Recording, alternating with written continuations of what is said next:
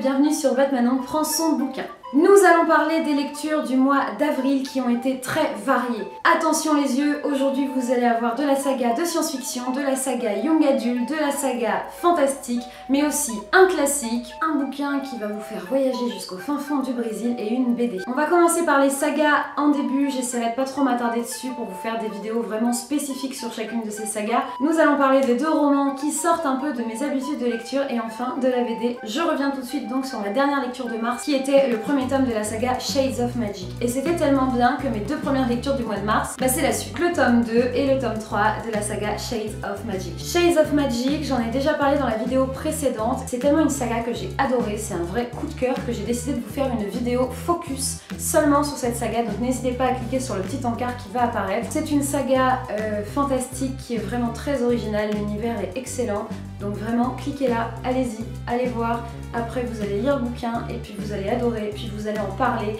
et ainsi de suite, ça va devenir un vrai bon classique dans les sagas young adult fantastiques parce que elle le mérite, c'est vraiment une super saga. La deuxième saga que j'ai dévorée et enfin terminée au mois d'avril, il s'agit du tome 2 et du tome 3 d'Illuminae. Illuminae, je sais pas si vous vous en rappelez, je vous en avais parlé dans mon update lecture du mois de février. C'est une saga qui se passe dans l'espace et qui du coup est hyper originale car je lis rarement des sagas dans l'espace, même si on commence à en voir de plus en plus apparaître. Je pense que ça va devenir un peu une mode là avec tous les succès qu'il y a eu. Néanmoins, Illuminae se différencie des autres parce que voilà, à l'intérieur ce n'est pas rédigé comme un roman. C'est pour ça d'ailleurs qu'ils sont si énormes. Ne vous en faites pas, en vérité ça se lit assez rapidement parce qu'il y a vraiment plein de choses dedans. Le fait d'avoir choisi de passer par des documents pour nous raconter cette histoire a été hyper malin parce qu'on se retrouve totalement immergé du coup dans l'histoire. C'est-à-dire que les personnages enquêtent et essayent de réunir des preuves pour pouvoir se défendre et en fait nous ce qu'on lit c'est justement ces fameux dossiers de preuves et donc c'est super. Dans le second tome, nous suivons l'histoire de deux nouveaux personnages qui sont Anna et Nick et qui eux aussi vont se faire attaquer par la société Bytech qui avait attaqué Cady et Ezra dans le tome 1. Nick, il vient d'une famille de mafieux, contrairement à Anna qui est la fille du commandant en chef de la station. C'est la grande fête de Terra, donc tous les habitants sont sur leur 31 pour faire la fête et c'est là que Bytech va arriver et dézinguer tout le monde à coups de mitraillette. Évidemment, Anna et Nick qui se côtoient à peine vont se retrouver à lutter contre eux. Encore une fois, ça va pas être de la tare. Jusque là, le schéma narratif ressemble beaucoup à celui du tome 1. Et je vous avoue qu'au début, moi je me disais mince, je vais lire une histoire similaire, c'est chiant. Mais non, à un moment donné, vous en faites pas, les auteurs sont assez bons, il y a un twist. Ce n'est pas un coup de cœur, mais c'est une grande réussite car ce qui m'a le plus plu, c'était vraiment ce format hyper original et je pense que ça vaut le coup d'être applaudi. Ça aurait pu vraiment faire un gros bide et en fait c'est une réussite. Le tome 1 avait été vraiment très surprenant et ils ont quand même réussi à me faire douter dans le tome 2 et le tome 3. Cette histoire est remplie de rebondissements donc on ne s'ennuie pas du tout à la lire et ça c'est vraiment un plus quand on doit lire des pavés aussi gros. La dernière saga que j'ai lue durant le mois d'avril, il s'agit du tome 2 du Gang des Prodiges de Marissa Meyer, donc qui vient tout juste de sortir. Rappelez-vous, le Gang des Prodiges, ça racontait l'histoire d'une ville où les super vilains et les renégats qui sont des super héros s'affrontaient. Bah écoutez, le tome 2 c'est la suite et je l'ai préféré au tome 1. Le tome 1 m'avait un peu laissé sur ma faim. J'avais beaucoup aimé l'univers, je trouvais ça un peu trop enfantin. Venant de Marissa Meyer, j'avais forcément de grandes attentes vu que les chroniques lunaires ont été un véritable coup de cœur pour moi l'an dernier. Néanmoins, ce tome 2 relève un peu le niveau car ça devient un peu plus complexe et, pardonnez-moi, un peu moins gentillet sur les bords. La suite de l'histoire, c'est toujours Nora, super vilaine, qui va s'infiltrer au sein des renégats pour évidemment trouver un moyen de les vaincre. On se demande qui sont vraiment les super vilains, qui sont vraiment les super héros, ça ne cesse de changer, donc c'est pour ça que j'ai aimé ce bouquin, c'est que j'ai toujours pas d'avis sur la question, donc j'ai hâte d'avoir le tome 3, forcément.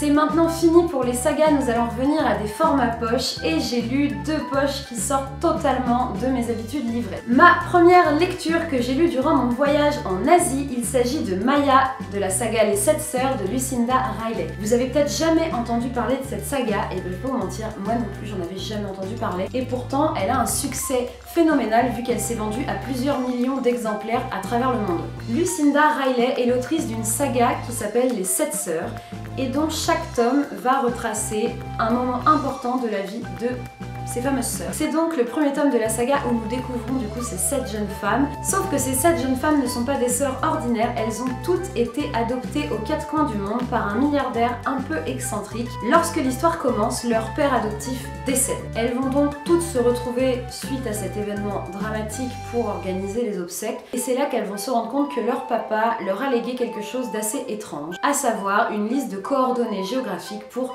trouver d'où elles viennent. Les 7 sœurs ont des caractères très différents et donc vont réagir chacune à leur manière face à cette révélation. La seule réaction qu'on va avoir la chance de connaître est celle de Maya, l'aînée donc de la famille, qui va découvrir qu'elle est originaire de la ville de Rio de Janeiro au Brésil. Ce livre, je l'ai parce que ma pote Alex Zilla me l'a envoyé dans notre swap sur la thématique voyage au bout du monde, et du coup j'ai pas été du tout déçue car c'était bien un voyage au bout du monde, mais ce que Alex ne m'avait pas dit, c'est que c'était aussi un voyage à travers les époques. Oui, parce que si Maya va partir à la recherche de ses origines familiales, elle va forcément remonter quelque peu le temps. Le seul petit défaut que j'ai à donner à cette saga pour l'instant, au début du bouquin, il y a énormément de chapitres où les 7 sœurs sont ensemble, l'autrice les fait parler, toutes de la même manière. Et moi ça m'a beaucoup troublée, c'est-à-dire que les dialogues quand elles sont ensemble, sont pas terribles. Alors que tous les autres dialogues dans l'histoire sont nickel. Et moi j'aime bien dans les dialogues qu'on ressente la personnalité du personnage. Il y en a qui ont une certaine manière de parler, il y en a qui ont un accent, il y en a qui ont des postures, il y en a qui ont des expressions qui leur sont propres. Là les 7 parlent de la même manière. Donc ce sera le seul petit défaut. Après je viens de m'acheter le tome 2 pour avoir la suite, où je vais suivre donc l'histoire d'une autre des 7 sœurs. J'attends quand même de voir si je ressens aussi ce petit défaut dans le tome 2. Voilà, je me laisse quand même tenter par le tome 2 parce que l'histoire était vraiment chouette et surtout que ça se termine sur un gros cliffhanger et qu'il faut à tout prix que je sache pourquoi. Et oui, une fois que ma curiosité est piquée, c'est pas possible pour moi de faire autrement que de trouver la réponse à ma question. Le second livre que j'ai lu pendant mon voyage en Asie, il s'agit d'un classique connu, mondialement connu, vers lequel j'avais très peur d'aller. Il s'agit de Il s'agit de Voyage au bout de la nuit de Louis-Ferdinand Céline. Vous en avez forcément entendu parler, mais peut-être que comme moi, vous ne savez pas du tout de quoi ça parle. Oui, car quand j'ai commencé ce livre, je n'avais aucune idée du sujet et la 4e de couverture ne m'était d'aucune aide. Néanmoins, je me suis jetée dans ce bouquin avec motivation et entrain, car clairement j'avais hâte de découvrir pourquoi ce livre est-il aussi connu de par le monde. Regardez, une petite fleur qui vient de Thaïlande. La seule chose que j'avais comprise, c'était que c'était un livre qui parlait de la guerre et de la Première Guerre mondiale. Eh bien, pas que. En fait, ce livre est divisé en plusieurs parties. Nous suivons Ferdinand, un jeune garçon du coup qui va être, comme tous les jeunes français de l'époque, enrôlé au sein de la Première Guerre mondiale, donc va être envoyé dans les tranchées. De fil en aiguille, il va lui... Oh, cette lumière, il fait un temps pourri, donc je vous raconte pas, dès qu'il y a un nuage qui passe, on ne se voit plus. Je suis sombre. Je disais, au fur et à mesure des événements, du coup, va se retrouver à quitter la France et va aller découvrir l'Afrique, mais aussi l'Amérique. En toute sincérité, il n'y a pas beaucoup d'action. En fait, on suit juste Ferdinand, qui rencontre des gens, et qui du coup, critique ce qu'il voit. Le personnage de Ferdinand est hyper pessimiste et hyper critique en ce qui concerne tout ce qui l'entoure. Que ce soit les paysages, que ce soit les personnes qu'il rencontre, c'est quelqu'un qui n'est pas vraiment très heureux. Du coup, je vais pas vous mentir que ce gros bébé de 700 pages, eh ben, il a été long à lire. Et ce qui fait que je l'ai vraiment lu, c'est parce que je me suis retrouvée 3 heures bloquée sur le tarmac de l'aéroport d'Abu Dhabi et que je n'avais que ça avec moi. Du coup, ça m'a occupée. Je suis vraiment déçue parce que je m'attendais à quelque chose de noir, de morbide. Donc jusque-là, ok, le pessimisme répond à cette envie. Cependant, il critique les hommes, ok.